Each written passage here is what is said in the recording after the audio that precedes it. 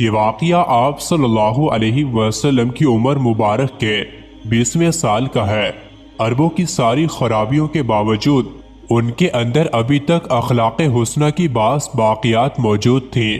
ظلم کے خلاف کبھی کبھار ان کی رگ حمیت جاگ اٹھتی تھی اور وہ ظالم سے مظلوم کا حق دلانے کے لیے سینہ سپرد ہو جاتے تھے۔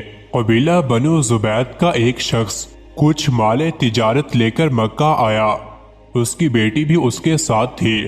اس تاجر نے اس کا سامان مکہ کے مشہور اور مالدار سردار عاص بن وائل نے خرید لیا، لیکن اس نے سینہ زوری کرتے ہوئے اس زبیدی تاجر کی بیٹی کو بھی اپنے قبضے میں لے لیا۔ وہ اجنبی شخص خانہ کعبہ میں آیا اور خانہ کعبہ کا غلاف پکڑ کر بلند آواز سے روتے پیٹتے ہوئے فریاد کرنے لگا، اے شہر مکہ کے شرفاء، تمہارے با اثر